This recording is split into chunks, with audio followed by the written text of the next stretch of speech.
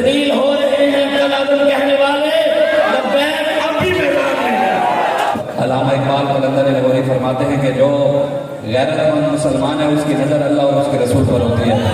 اور جس کی نظر اللہ اور اس کے رسول پر ہو اسی انسان اسی مسلمان کو ہی ہمارے بابا جی امیر المجاہدین علامہ خادم حسین ندوی سمجھ آتے ہیں۔ جس کی نظر اللہ اور اس کے رسول پر نہ ہو اس کو عمران عاشق کے رسول نظر آتا ہے، جس کی نظر اللہ اور اس کے رسول پر نہ ہو اسے نواز شریف عاشق کے رسول نظر آتا ہے، جس کی نظر اللہ اور اس کے رسول پر نہ ہو اسے یہ سارے دنیا دار ظالم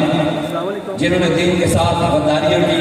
عاشق یہ انہی کو نظر آتے ہیں جن کی نظر اللہ اور اس کے رسول پر نہ ہو۔ جس کی نظر اللہ اور اس کے رسول پر ہو اس کی نظر ہی خادم حسین ندوی پر پڑتی ہے،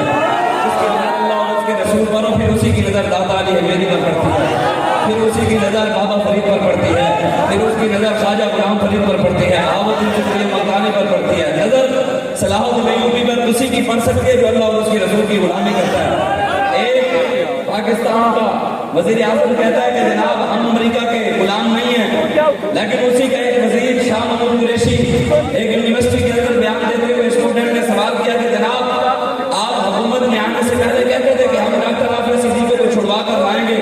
تو آج 4 سال آپ کی حکومت میں ہونے لگے ہیں، تو بتائیں آپ نے ہماری بیٹی تو واپس ہمیں نہیں لے کے دی، ابھی تک ہماری بیٹی ڈاکٹر عافیہ صدیقی واپس نہیں آئی۔ تو اس نے جو جواب دیا وہ سنے، اس نے کہا کہ جناب ہم نے آواز اٹھائی ہے، میں نے کہا ظالمو تمہارا کام آواز اٹھانا نہیں، تمہارا کام ہے بیٹی چھڑوا کر لانا، آواز اٹھانا ہمارا کام ہے، تمہارا کام آواز اٹھانا نہیں۔ پھر آگے سے بات کہی، اس نے کہا کہ کیوں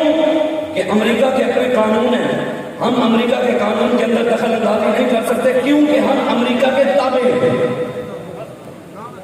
یہ کچھ دن ہفتہ پہلے کا بیان اس کا تھا، جب کرسی کی بات آئی اپنے اقتدار کی بات آئی تو قوم کو الو بنانے کے لیے کہا کہ ہم امریکہ کے غلام نہیں ہیں۔ وزیر کہتے ہیں ہم امریکہ کے تابع ہیں، اور ان کا بڑا کہتا ہے کہ ہم اپنے اقتدار اور کرسی کے لیے ہیں سارے امریکہ کے غلام ہیں۔ اللہ تعالیٰ نے قرآن میں کہا ہے جو بات آج ابھی تو 1 سال بھی پورا نہیں ہوا،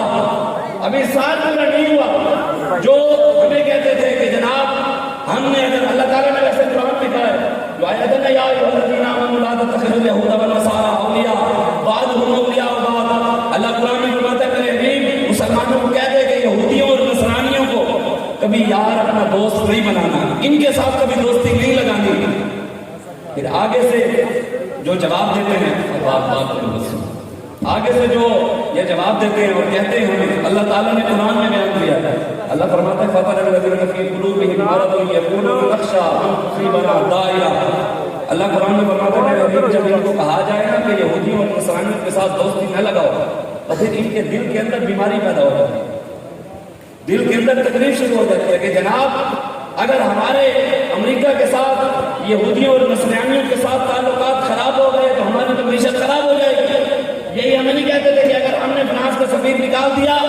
تو ہمارے یورپی یونین کے ساتھ تعلقات خراب ہو جائیں گے۔